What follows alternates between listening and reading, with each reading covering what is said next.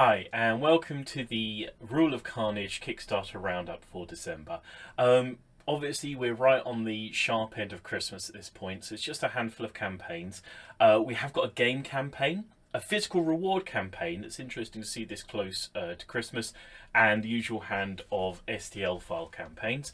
And so we're going to launch straight in with that game campaign, and it is Turnip 28, The Shattered Lance by Turnip 28.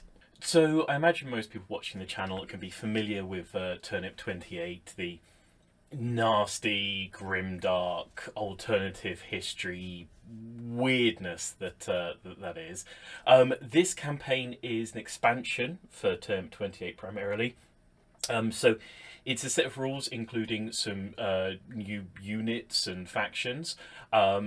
Centrally, I think it's a sort of siege scenarios for Turnip 28. So scenarios built around defending obstacles, things of that nature. The campaign also comes with digital level for some STLs, for some new sculpts, and physical reward option for, obviously if you're not 3D printing to get those sculpts through in resin. So there's a whole bunch of options and levels and loads of bits and pieces to expand out and upgrade up your game of Turnip 28. Obviously, if you are a Turnip 28 fan, I'd imagine that this hasn't passed you by. If you haven't backed it already, you'd be wanting to swing by there and pick it up now. If you haven't gotten into Turnip 28 yet, it's a really weird and sort of delightfully dirty world. Very much kit bash driven. There are obviously miniatures provided, like in this campaign, but very much encourages you to use the weird, peculiar gribblies that you might have in your collection. It's driven by a sort of a genuine sort of nastiness in the world. Things are sort of referred to as your level of sort of avoiding failure rather than achieving success. So it's got a great atmosphere to it. Really interesting game and a really big sort of independent contender. So if you haven't gotten into it yet, I strongly suggest swinging by, giving it a look over, considering it. It's certainly worth getting into, I think. But yeah, so obviously this campaign expanding out a very successful and popular game with some cool STLs and physical rewards, well worth checking out and looking over. Okay, that's it for our one game campaign this month. Moving on to our physical reward campaign, we've got The Evil Dwarfs by Diego Serrata Pinilla. So, as the title suggests, this is a group of evil dwarfs. You might call them Chaos Dwarves, something like that. They're really cool looking sculpts and minis. Very old school, old hammer in their look. I think these guys could have come straight out of Realms of Chaos or something like that. There's even a Dragon Ogre style or Bull Centaur sort of style miniature in there to really sort of slot them straight into an old school Chaos Dwarf warband. So there's like a unit of miniatures there if you were going to sort of want to slot them into something like Warhammer Old World. You could put in, one unit into an existing army. There's plenty within that to build a sort of a smallish character narrative driven warband. As I say, if you are playing something like, getting out some old school Realms of Chaos action, they'd be absolutely perfect for that. These guys, look like they've just come out of sort of White Dwarf from, 30 years ago or something. Really lovely sculpts, really cool old school Chaos Dwarf looking guys. So if you're interested in dropping a single unit into an existing army or a small warband character-driven skirmish game, and you like your old school physical miniature reward, old hammer-looking chaos, definitely check this campaign out. Really lovely looking sculpts. Okay, moving on from our physical reward campaign to our handful of STL files. First up, we've got Gunslinger Seal, Men with Green Faces by Anton de Crot. So we featured a handful of this creator's campaigns within this series before. I'll just say first of all, this campaign is coming into its last 72 hours. So if you do see it here and you fancy backing it, you need to get in there right away. It's going to finish very, very soon. The campaign is for a handful of Vietnam War era combatants. We both got some Viet Cong miniatures and some US Marines. Basically, the reason I've featured this crate a few times is their sculpts are absolutely beautiful, particularly for the detail and the character, the story that they build into them.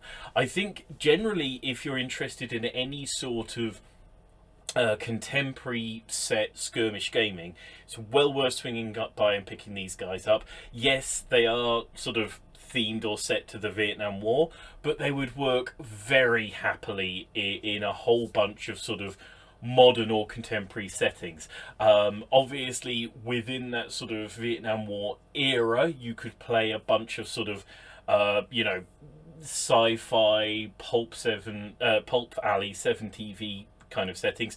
These guys would be perfect if you were doing some sort of a Predator style setting, something like that. There's a whole bunch of sort of action movie tropes these guys would drop into absolutely excellently.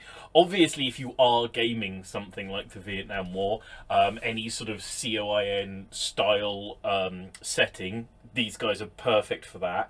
But I think that, as I say quite often, there isn't enough contemporary, really good contemporary modern style miniatures out there, and this series has been absolutely brilliant each time I've seen it, and this one's no exception. So certainly, if you are interested in contemporary historic gaming, obviously if you actually want to game the Vietnam War, swing by, back these immediately. If you're interested in any sort of modern contemporary sort of, a possibility of maybe jungle combat, not necessarily in a completely historic setting, but you're fiddling around with, like I say, a sort of sci-fi action movie thing, these miniatures, as I say, every one of them could be their own character, their own leader. They have a lot of feature, beautiful posing, great sculpting. Well worth swinging by and checking this one out, I think, if you're interested in any sort of that area or genre. Okay, moving on. Next up for our STL files, we've got US Jets of the Vietnam War STL files by Steve Toth. So, connected to the previous campaign, I suppose, this is, a set of US jets from the Vietnam War era. I'll say, first of all, this campaign hasn't reached its funding goal yet. Now, it's got a decent amount of time to go. I think this goes up, it'll be sort of about a third of the way through its campaign, and it's around about half funded. So I think it can definitely get there within the time. I don't think it'll have any major problems with that, but obviously it does need some backing and some support, which is part of why I want to include it in the video. So yeah, a set of jets, sort of 1 to 200 scale, I think. So these are going to be sort of a bit smaller than Aeronautica Imperialis, around about an X-Wing sort of size miniature, just to sort of try and put it in context. They're on their little flight stands. So yeah, there's a bunch of things you could play with this. Obviously, if you are wanting to, put together a Vietnam War sort of era campaign, combining it maybe with the miniatures from the last campaign, you could use this to play out a larger map-based game.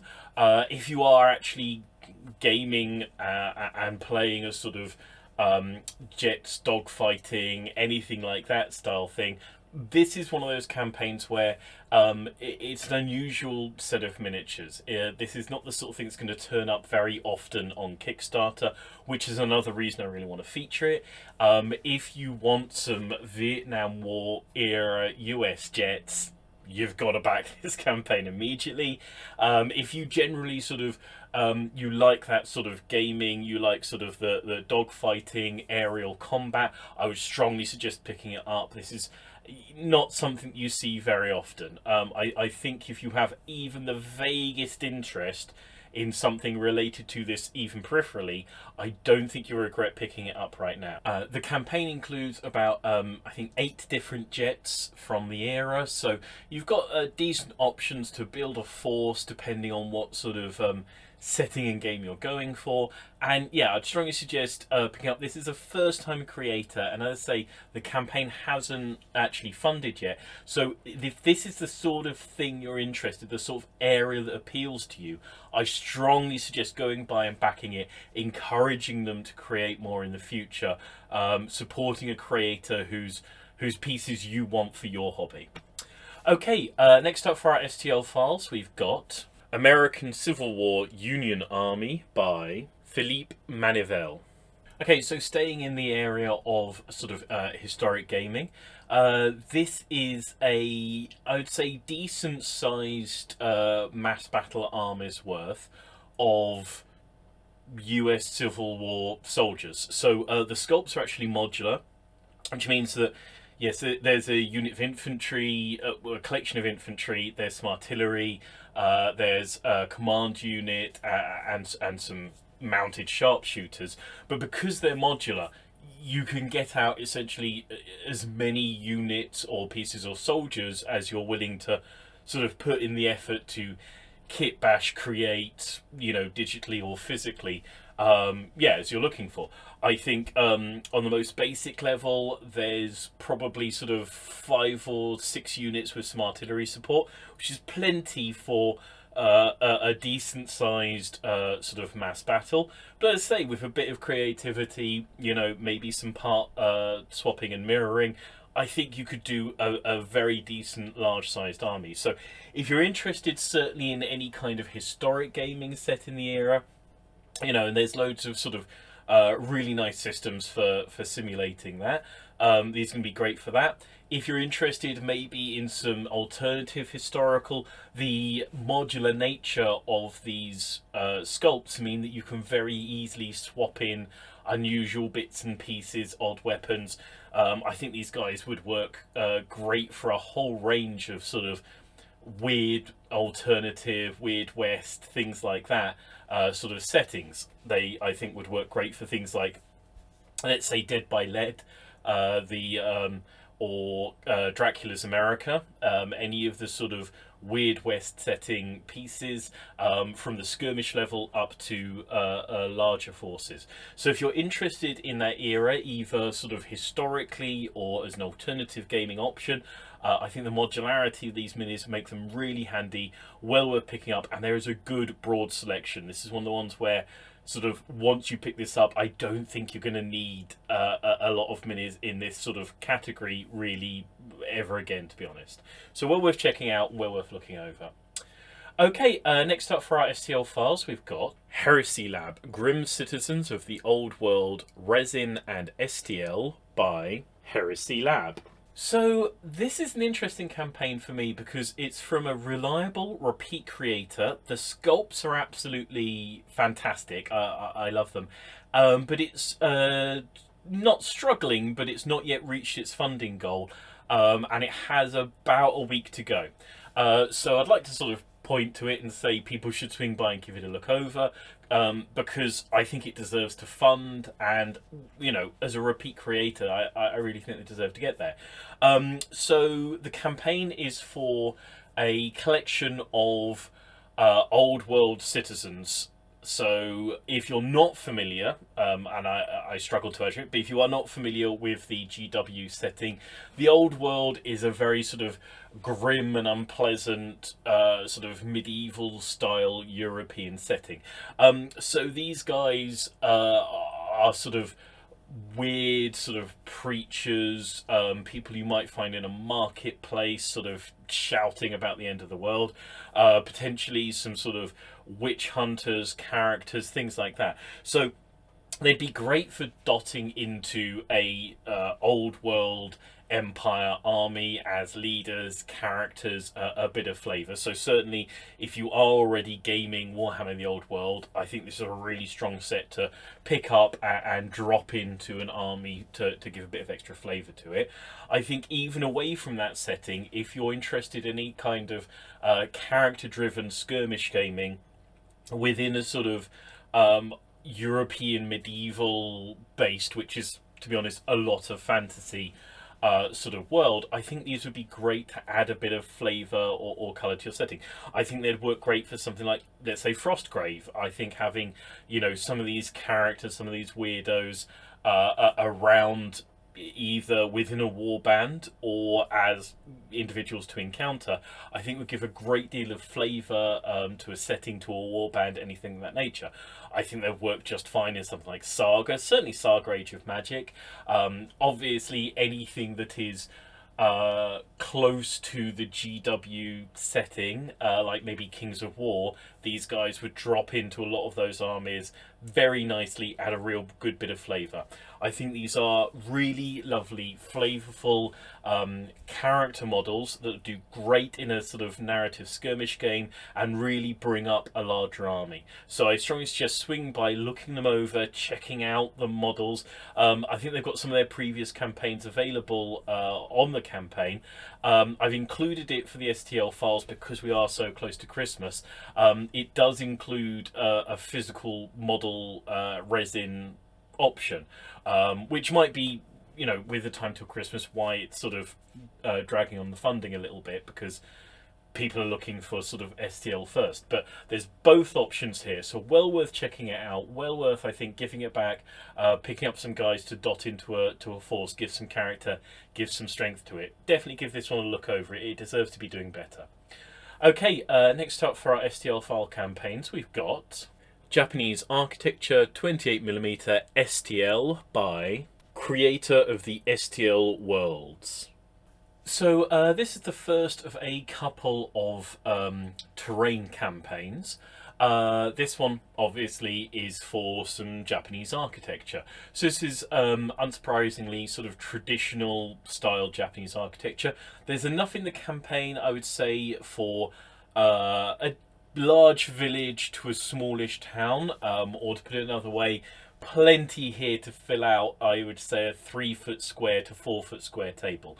This is going to be absolute perfect, obviously, for something like, Test of Honor, something set within that era, within that world.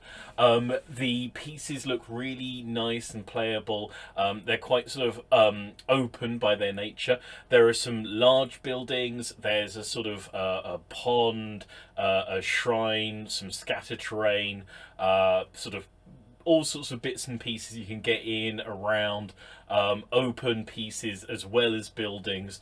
I think there's plenty here to really bring a tabletop to life, to fill out a good sized tabletop for any sort of warband or character based skirmish game set, obviously within Japan, within that era. Beyond things specifically set there, these are just, a really nice collection of a good amount, a table-filling amount of terrain, I think, that could work in a whole bunch of settings. It's a setting and a time redolent with character. I think it will bring a lot to any tabletop. I think if you are looking to fill a table with some terrain, you could go a lot further wrong than checking this one out. So definitely, yeah, swing by, give this one a look over. Lots of options here, lots of really nice pieces available. Okay, last up for our STL files and last up for our campaigns this week, we've got Small Town STL 28mm by Infinite Print 3D. So I often bemoan the lack of contemporary or contemporary adjacent pieces that you can find that are available. This one is absolutely sort of within that area. It's a collection of buildings that I would say feel sort of anywhere from 1920s onwards, sort of America, small town sort of architecture. So, that's an era, obviously, where the buildings from then are still around, are still fairly ubiquitous. These are sort of 3-story block buildings. So definitely, I think, if you're playing anything in the region of, 7TV, Pulp Alley, Mad Dogs with Guns, anything of that nature, the sort of Prohibition era gangsters, detectives, all that sort of thing. These are going to be absolutely perfect for that. I think also if you are playing any of the sort of Marvel superhero sort of based style games, these would work great for the Batman game. This would work great for the Marvel game. Obviously, lovely tall flat topped buildings for people to be able to fly, jump onto, swing back and forth across. Absolutely excellent. I think it's about sort of 6 or 7 buildings within the campaign, but these are the sort of buildings you could repeat fairly endlessly, sort of a bit of a switch around on the painting and a bit of the sort of street furniture. There's plenty here, I think, as is, to fill out, say, a 3-foot table, and I think with a bit of imagination, switching pieces around and moving about, you could repeat print a good few of these and get yourself a very well packed 4-foot table, or spread them out a little bit for something larger. Yeah, I think that if you are playing anything in a contemporary style setting, and by contemporary I mean basically anything in the US in the last 100 years, I think this is a easy one to pick up. It is not as I say, a style of miniature that you see very often. They're really nice looking sculpts. I think very playable, very usable, well worth swinging by, giving it a look over if you have any interest, as I say, in playing anything set in America in the last 100 years. Well worth checking out, well worth giving it a look over. Okay, that's it from this month. This will be obviously the last roundup of this year. There's still going to be a few more conversations with myself and Mike Hutchinson rounding off 2024. As I say, Kickstarter slows down around Christmas and it won't really pick up for another couple of months. But there's still some lovely, interesting campaigns well worth checking out. From me, and as I say, until the conversations with Mike, it will be a Merry Christmas and a Happy New Year until the next roundup in January. As usual, if you do back one of these campaigns, please swing down to the comment sections, let me know which ones. Swing by our Discord and tell us what you backed. If you like what we do on the channel, swing by the Patreon and give us some support. There'll be, as I say, a few more videos before the end of the year, but for roundups, that'll be until January. So from me, from this episode, and from this year, it'll be a thank you and goodbye. Goodbye.